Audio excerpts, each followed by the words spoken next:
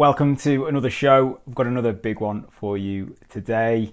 This is really important and it ties into everything else we've been talking about.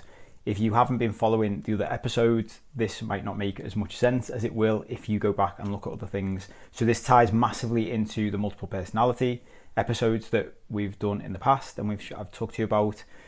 It ties into everything else we'll do and we'll go on to talk about in the future as well. So I would highly recommend, if this is the first time you're watching any of this stuff, you go back, you look at some of the stuff, you look at some of the other videos. I'll link to some of the most important ones at the end of this episode. There'll be links in the description below as well. So this is all from the chapter of the book that is the N in the Transform, which is the second section of the book.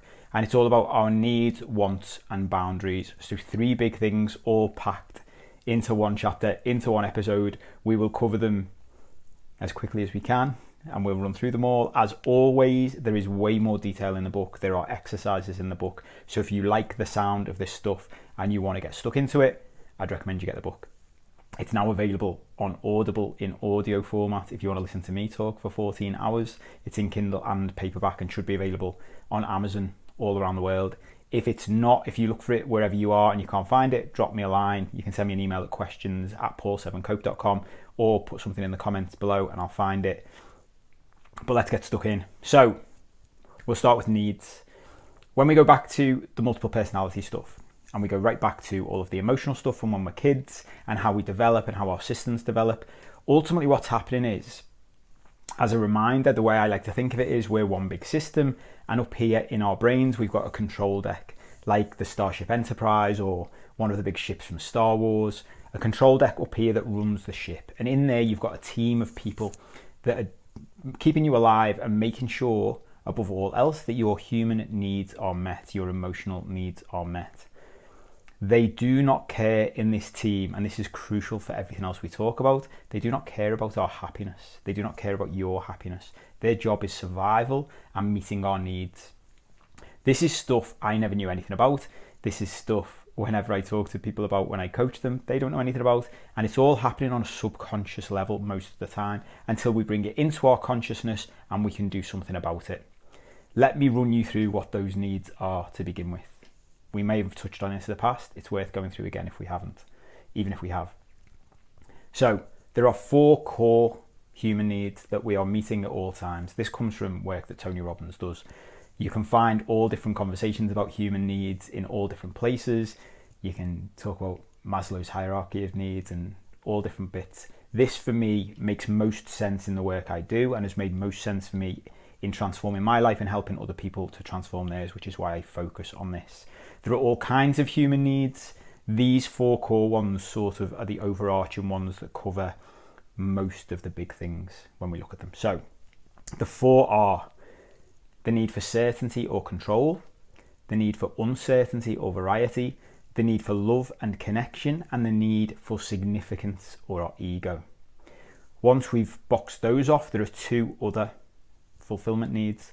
One is for growth, so we want to be growing and developing as a human, and the other one is for contribution, so contribution to society. I tend to talk less about those 2 because for me, in my experience, unless you've boxed off the other 4 and you know what you're doing with the other 4, those 2 are less important. The growth and contribution become more important when you've dealt with and boxed off the first 4. So when we go through our characters, if you've thought about that from the multiple personality exercise, why have we created these multiple personalities? Why has our control deck created them? To meet certain needs for us to do things in certain situations that we couldn't do. One of the things they're trying to do is to meet these emotional needs. The second thing they're trying to do is meet our practical needs. So when I first did all of this work, the focus was all on the emotional needs. But what I started to realize was you can end up with, like I did, a list of 15 personalities, characters that operate in your life, different things. You know, maybe a parent figure that's separated out into different ones, maybe a work figure, maybe a relationship figure, all different things. We'll talk more about different types in the next episode. For the purposes of this, what I found was I had multiple characters that were meeting the same emotional needs. So they might have all been meeting the need for certainty. And then I thought to myself, well, why do I need all of them then? And what I realized was it's because they all met a different practical need in my life. So as an example, you've heard me, if you've listened to previous episodes, talk about Copy, my most extroverted, outgoing, loud, confident character. He was developed by my control deck for me as an introverted, quiet little boy to survive in an extroverted, loud world. One of the basic practical needs, to give an easy example that he would meet, is that if I was on a night out and I wanted to sing karaoke, little Paul, the real me, wasn't capable of doing that. Copy was. So in a very practical level, he would meet that need. Cope, the lawyer, the controller, the manipulator, the practical need he would meet for me, one of them would be he could walk into a meeting, he could walk into a networking event, he could walk into a room of people that little Paul couldn't, and he could control that room, and he could be confident, and he could do things that little Paul, the introverted, shy, quiet version of me, the real me, couldn't do. So practically, whilst both of those characters might meet my need for certainty in different ways as an emotional need, they meet different practical needs. Does that make sense? So as we go through our characters, as you think of more characters, as you think of more versions of you that exist in this world, the first thing to do is to go through all of the emotional needs and ask yourself, which of these emotional needs are they meeting? And the second thing to do is to say, okay, which of my practical needs are they meeting? In what way in real life are they doing something in my life that I need them to do right now because I'm not doing it for myself? And when I say I mean the original version of you, little you, the inner child, if you want to go into the woo-woo personal development stuff that I don't like to talk about. When we've started doing that, so this is very quickly taking you through the multiple personality exercise that we go into way more detail in the book. Something you'll find, or you might find, is that you've got characters that you think, jumping ahead, one of the things we get to with the multiple personality work is, do we like each of these characters? And what you might find with some of them is you like part of them and you dislike part of them. If that happens, what that tends to mean is there are two characters in one, or more than two characters in one sometimes. So what you want to do is start splitting out your personalities. So this is all about finding out who you really are and really exploring all the different facets of who you are and all your different characters and all the different personalities that operate in your life. For me, when you start doing this, the biggest one that this jumped out at me when this happened was I started thinking about Copy. And I was going through all the needs he meets for me, the practical needs, the emotional needs. And then I was thinking about, do I like him? And I thought, that's really interesting. Because I do like him up to a point. I really like him. He's one of my favourite parts of me. But then comes a point when I don't like him at all, really. Like, I dislike him. There's part of me hates him for some of the things he does. And then I realised it's because he's actually two characters. There is a light Copy and there is a dark Copy. So light Copy is the person that most people would know, most of my friends would know on nights out. He's as I've said before, the extroverted, the outgoing. He would bounce into a bar, buy everyone drinks, buy everyone shots, do karaoke, get the night out going, hug everybody, crack jokes, make everyone laugh. It's easier for me to think of my characters back from my previous life on a night out by number of drinks. So Copy would exist. Little Paul would exist in those settings on night out for maybe the first 3 or 4 drinks. And when I first started telling some of my old friends about this, a couple of them said to me, fucking hell, like I can almost see it on a night out when it was like a tag team. Like little Paul would leave and he would, after 3 or 4 drinks, and he would high five Copy. And what I've realised exploring this deeper is he would high five like Copy. And like Copy would come in after a few drinks, be buoyant, be exuberant, be extroverted, and he would hang around and he'd get into the shots and he would get into the spirit and he'd drink the Jack Daniels and he'd get the party going. And then it would get to a stage of the night where it may be 1, 2 o'clock in the morning when everybody wants to go home, most people are going home, and there would be a change again. And the change, remember we talked about the microphone, so think of your team again, we'll repeat it in case you haven't seen this before. Your characters are like a team on a stage, but there's only one microphone, and at the moment, without you knowing about this, the microphone's getting passed around subconsciously, and only one character's on the mic at any one time. So Copy would take the microphone off little Paul, And then at 1, 2 o'clock in the morning, when everyone wanted to go home, Dark Copy would take the mic. And what Dark Copy did was make sure that I couldn't go home. And he would keep other people out with me if he could. And if he couldn't, he wouldn't give a shit. His job was to stay out as late as we possibly could. And I didn't realise this back then. Don't get me wrong, sometimes it was just because we wanted to party more and he wanted to drink more. But a lot of the time, especially in later years in my old life when I was really depressed and in a bad place, the reason he existed, the practical need he met for me, was that I didn't want to go home. I was miserable in my home life. So when everybody else wants to go home, when even Light Copy wants to go home, little Paul's gone a long time ago, Dark Copy would come on the mic and go, no, you actually don't want to go home. So I'm going to keep us out. The practical need I'm going to meet for you is I'm going to keep us out. The emotional needs he would meet, we'll jump around a little bit. The emotional needs he would meet would be certainty and control, 100%, because makes me feel certain about what's happening in life. And he would meet my need for significance, because even though it was dark and he would drink more and more and more and might piss off mates I was out with, or might piss off other people, or might get into trouble, made me feel significant. So tick 2 big boxes. Light Copy would tick the need for certainty, because I know what he's like when he comes onto the mic. He would also tick the box of uncertainty and variety, because when he was on the mic, who knows what would happen. It would be fun, it would be chaotic. He would also tick the box for significance and ego, because when he was around, I got a lot of attention, everybody loved him, felt very, very significant. Might do karaoke, might stand up in a crowd and talk to people. And massively filled my need for love and connection, because through all of that, I would feel more connected to people. But you can see, even as I talk about that, the difference between him, Light Copy, and Dark Copy.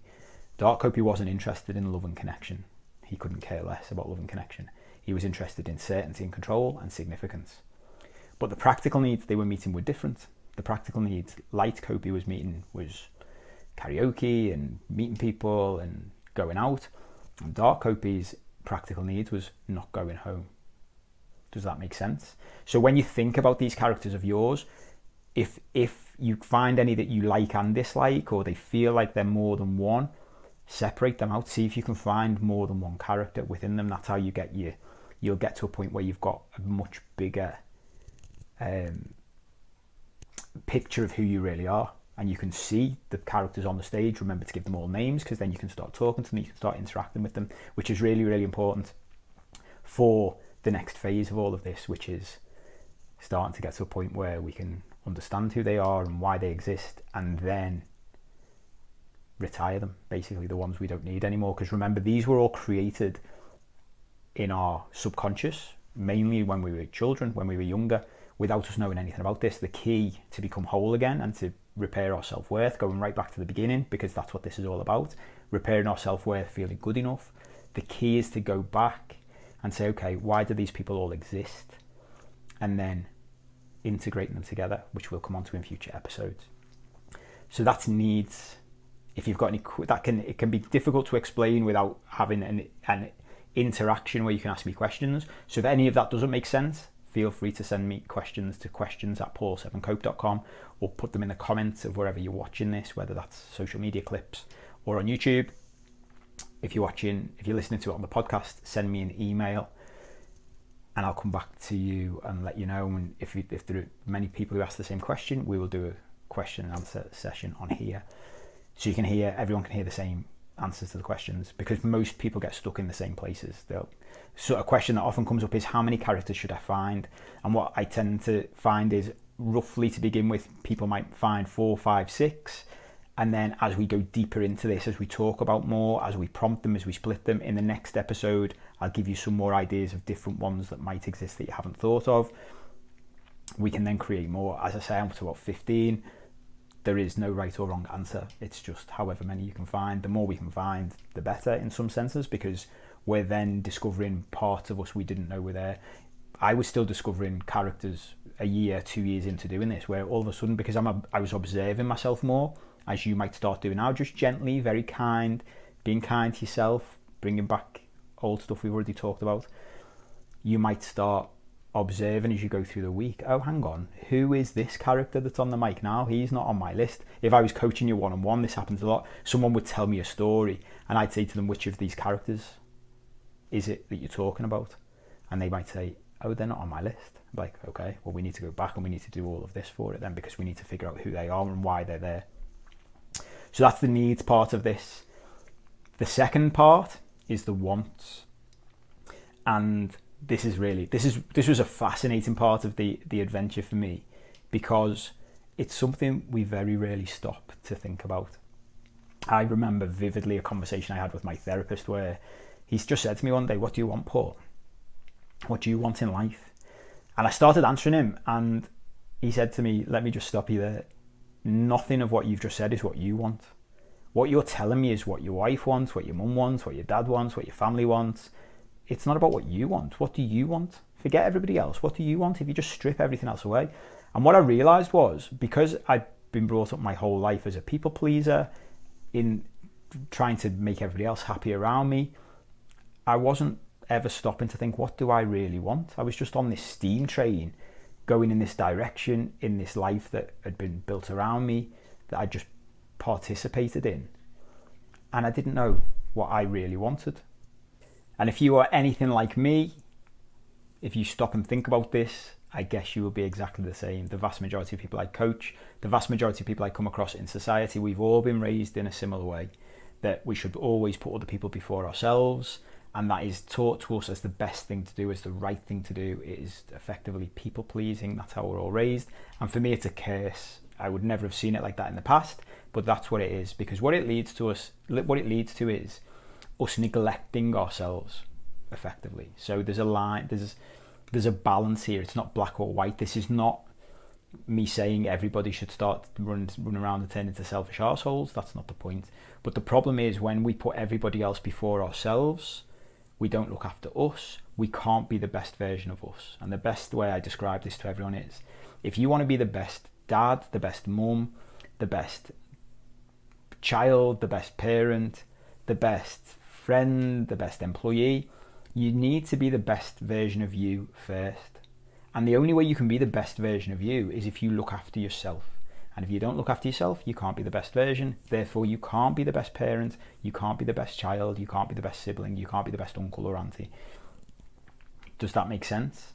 It's one of those things that, because of the way we've all been raised, it seems massively counterintuitive. Straight away we think, no, but if I put myself first and look after myself, that's selfish. But it's not, because what we're doing is we're looking after ourselves in order to be able to look after other people better. It's really important. Something I've noticed in my own life is, the more I've been able to take good care of myself, looking after my own needs, looking after my own wants, something we're going to talk about next is boundaries, the more healthy I've become. And because I'm more healthy, I'm better in every aspect of my life than I was before. Seems really counterintuitive, but it's true. As part of this, one of the most difficult things I had to learn in doing this work was that we are not responsible for the emotions of others. So when we are raised as people pleasers, one of the things we think is we're responsible for everybody else's emotions. So whatever we do and however they react, that's our fault. And this is where it ties back into other work again. So we take responsibility. If we go back to the take responsibility stuff, think about that. One of the things we said there was, we are ultimately responsible for everything in our life, including our own emotions. So if we are ultimately responsible for all of our own emotions, no matter what anybody else does or says to us or what the outside world does, then everybody else is responsible for their emotions. And again, this doesn't mean and doesn't give us carte blanche and free rein to go around acting like arseholes and pissing on other people's lives. That's not the point. We still want to try and be kind and compassionate to other people and live our life in a way that doesn't negatively affect other people. And at the same time, understand and learn that the things we do and the decisions we make, we are not responsible for how other people react. So you may have heard me talk in the past about the spider. This is a perfect example about emotions. If I have a spider in my hand and I put it out in front of a group of 10 people and 5 people are afraid and 5 people aren't, most people would say the fear comes from the spider. I'm afraid of the spider. But if the fear came from the spider, we'd all be afraid of it. And if some people aren't afraid and some people are, it means the fear is inside the people who are afraid. Another example I give, which makes more sense in this context maybe, is, let's say my mum and dad want me to come around for dinner on a Sunday. This is more of a everyday occurrence that you might have experienced. And I say to them, I can't make it this week. Not something I would have done in the past because I'd be trying to please them too much. I can't make it this week. I'm not in the best place, or I'm busy, or I'm doing my own thing, or I just want to sit on my own couch watching my own telly. If my mum is perfectly okay with that and understands, and my dad is really upset, how can I possibly be responsible for the way they both reacted? Their emotional reaction is completely different. So we can't be responsible for both of them. Their emotions are their emotions and our emotions are ours. It's really important. And once we've embraced all of that, where we get to is, okay, now can we sit down and say, let's park what everybody else wants. Let's park what everyone else feels. Let's park what everybody else wants us to do with our lives and ask ourselves the question, if we had completely free reign, if we weren't responsible for anyone else, if we didn't feel like we had to live a life that we currently live, what would we do? What do we really want? Do we want to be in this relationship? Do we want to be in this job? Do we want to play guitar? Do we want to learn how to sing better? What do we want? It can be anything. It can be from the smallest thing to the biggest thing, but a great exercise to do is to sit down and really reflect on that. And not to trying our best not to let outside influences come into it. So use the incentives of, let's say I gave you a £10 million, a case with £10 million and said you can do whatever you want. There are no limitations. Or the darker motivation that we've discussed in the past, if I put a gun to your head and said I'll shoot you unless you tell me what you actually want, but you've got to tell the truth. What would you say? What would you do? And before you start writing this stuff down, if you find your brain saying, yeah, well, you want to do that, but you can't because you've got kids, or you can't because you've got parents, or you forget that. Put those to one side. You can deal with them another time. This is about figuring out what you actually want. And maybe once we've been through all of this work, you'll realize, well, you can't have everything you want. But at the same time, it's important to identify it. Can we see what we want? Because right now, you may have no idea, like I didn't. It took me a while to figure this out. What do I actually want in life? Really key. So that's the second part of this. The third and final part of this chapter and this episode is all about boundaries. And if you've been involved in the personal development and self-help world and watched this sort of stuff in the past, you'll have heard the word boundaries. It's something I've learned about in recent times. I realized looking back at my old life that I used to try and put boundaries in my life. I just didn't know what they were called and I didn't know how to do it properly. So this is another element of all of this work where this is my own interpretation. If you're interested in it, it's worth delving into it. You can obviously buy loads of books on this stuff, watch loads of videos, listen to loads of podcasts. This is my interpretation. When I started thinking about it properly, I came to the conclusion that there are three elements of boundary setting that most people don't really talk about. We just talk about boundaries generally and setting boundaries.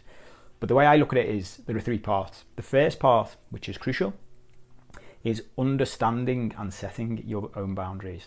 So first, you need to sit down, and this is what ties into the wants and needs. What do I want in life? What do I need in life? And you need to think about that in detail and go, okay, I need to understand that for myself first. And then you need to set them. So these are what my boundaries are.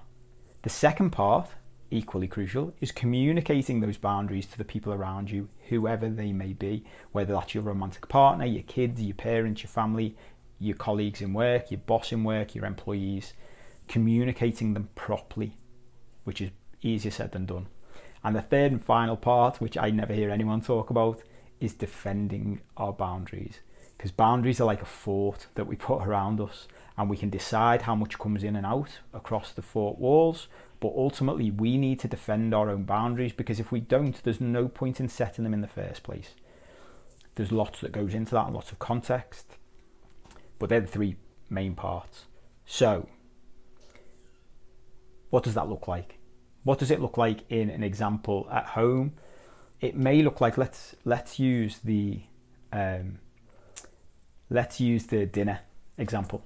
It may look like simply you are expected right now to go to your parents' house once a week or twice a week for dinner, and you don't want to. So the new boundary you set is you sit down, you think, right, 3 stages. What do I want? What is it I really want? Well, what I really want is some more time to myself, or I only want to come round when I feel like I'm in a good place to come round. I don't want to feel obliged to come round for dinner. So first thing to do is go, okay, that's what I want. Next thing is to communicate that to the people who are important. So it may be your mum and dad, it may be your family, whoever. The communication is key. We'll come on to that in a second. How do you communicate it? In what way do you communicate it? Can we be kind? Can we be compassionate rather than shouting and screaming and maybe even sending text messages? And then there's the defending your boundary. So what you might find if you start doing this in your life, as I did and most people do, if you start setting boundaries in your life that you've never had before, the people around you might start to feel uncomfortable with it. It's like in my life right now, my parents have started training the dog. And you can see the dog, who hasn't been trained for 3 years, is starting to look at them like, what are you doing? Like, I've never had to do this. I've never had to be good before. I've been able to bark whenever I want. What they're doing with the dog is setting boundaries. They don't realise that that's not what they'd call it, but that's what training a dog is. It's setting boundaries. No, you can't behave like that. Sit there, do that. Here are the consequences. This is how we defend them. But the dog is reacting at first like, I don't know what the fuck's going on. Well, that's the same as people will react around us when we start to change our behaviour, because all of a sudden we're saying, do you know what? I might have been doing this for 30, 40, 50, 60 years. I'm not doing it anymore. These are my new boundaries. This is what I'm prepared to do. This is what I'm prepared to accept. So other people might not accept that straight away. They might not go along with what you want straight away, and they might do things like, using the same example, try and put pressure on you to come for dinner. They might send you messages. They might say, oh, we really miss you. We really want to see you.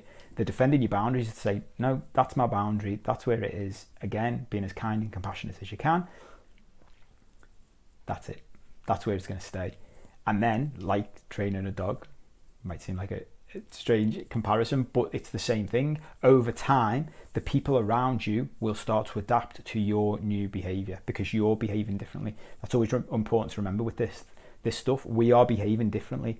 And something I struggled with at the first part of this was I started changing my behaviour and expected everybody to adapt to that straight away. Took me a while to realise, well, that's not fair, is it? That's not fair. These other people aren't going through the same changes I'm going through. So it's going to take time for them to adapt to my new behaviour. And that's where communication comes in, which is absolutely crucial. And we live, I think, in a world of absolutely flawed communication. Whenever I hear people say money is the root of all evil, I used to think it's just nonsense. It's not. Money's not even a real thing. It's imaginary. We made it up. Can't be the root of all evil. One of the things, all of this work ends up getting deeper down that rabbit hole, but one of the things that actually causes more problem than anything else is poor communication. And ultimately, without going down this big rabbit hole, because it is a big one, we might talk about it more specifically in the future. When you think about social media and the way we communicate with each other, what we basically do now on a mass scale globally is billions of people sending billions of text messages to each other every day. Some short, some long, through WhatsApp, through literal text messages, through Facebook. But effectively, short text messages. If you're anything like me, you will have noticed in your life that text messages can cause absolute chaos in life because there is no tone in them. There is often no punctuation in them. It is so easy to misunderstand what someone else means because you can't see their tone and you can't see their face. So when it comes to this stuff, when I talked before about communicating your boundaries, communicating your wants and needs to people, it is absolutely crucial you do it in the best way you possibly can. And for me, that means doing it face to face. So if you can talk to people face to face about this with vulnerability, with compassion, with kindness, explaining to them what you're doing. If you're making big changes in your life, explain to them why, explain to them what the purpose is, explain to them why you're now setting these boundaries. When you do that face to face with someone, it's much, much easier. People are less likely to react badly than if you do it in any other way. In some situations, that might not be possible. So the next best thing is a video call, because obviously you can still see each other. After that, you can go down in increments, phone calls. The last thing you want to be doing with this stuff, I would say, unless you absolutely have to, which is unlikely, is to be communicating this stuff through text messages or WhatsApp messages or Facebook messages, because it just has the huge potential to lead to misunderstandings. And once we get into misunderstandings and we get egos triggered and we get emotions firing off that people don't know how to deal with, it makes trying to implement all of this new stuff in our life much, much more difficult. So if we can, and it can be tough, especially when we're doing this for the first time, so make sure you give yourself credit for that, and make sure you understand that this is difficult and can be difficult because it's a new skill you're trying to learn as well. But as we're understanding what our needs are, as we're understanding what we really want, and as we're setting new boundaries with the people around us, it's going to take time. It's likely to take time because you're going to need to practice it. Like any new skill, we'll make mistakes. We need to be kind to ourselves for the mistakes, and we need to be kind to the people around us who, as I say, are not used to this. This is a whole new thing for them as well. And again, last but not least, it is all about balance. So this is not a free pass. I can't stress this enough. This is not a free pass for us to start running around like arseholes and saying, well, these are how I want my needs to be met. This is what I want in life. These are my boundaries. You can't cross them. There's loads more detail in the book about that. It's really important to understand where our boundaries are coming from as well. Are they coming from a good place, or are they coming from a place where we're just trying to control and manipulate other people? Now, you probably don't need me to tell you at this point, if we're trying to control and manipulate other people, that's not necessarily a good thing. What we want this to be is our setting of boundaries to come from a good place. It takes time, it takes practice, and it's not free. It's not a free pass to be an arsehole. We want to look for balance. We want to be able to protect our own needs, our own wants, and our own boundaries without unnecessarily or overtly hurting or damaging anybody else. Whilst we're not responsible for other people's emotions, we also don't want to be pissing on their lives unnecessarily and causing undue harm. So it's finding the balance, and it's understanding that there is a balance to be struck, and balance in itself is not easy to find. When you think about it, balance, we may have talked about this before, people talk about balance like it's like walking down a straight line, but think about someone balancing. If you want to do this yourself, stand on one leg and feel what balance actually is. Think about someone on a high wire in a circus. Balance is moving from side to side most of the time, and every now and then we'll hit the sweet spot right in the middle, but that doesn't often happen. Usually we're just going from one side to the correcting ourselves. It's the same with this work. We will often find ourselves going from one side to the other, having to correct, having to make mistakes, having to apologize maybe for our mistakes, but staying vulnerable, staying kind, staying compassionate, staying in open communication with the people around us as we try to do this. I hope that all makes sense. There's loads in this. It's very difficult to sum up in one episode. I would strongly recommend you read this part of the book or listen to this part of the book if you are interested in it. As I say, it is now available on Audible after a long admin process. So if you want to listen to me talk for 14 hours going through all of this from start to finish, it's on Audible. If you want to listen to the first 4 chapters for free, they are on the podcast. You'll find the episodes in there. You can download the first 4 chapters in written form by going to paul7cope.com/free chapters. If you sign up for the mailing list at the free chapters link, you will also get an email every week with this stuff in and with free bonus content. So people on the mailing list get an extra bit of content that you don't get on YouTube, you don't get in the podcast, nobody gets on social media. So worth signing up for those extra bits. I hope that all makes sense. If you have any questions, please fire them across to questions@paul7cope.com or put them in the comments if you are watching or listening to this anywhere where you can leave comments. See you soon.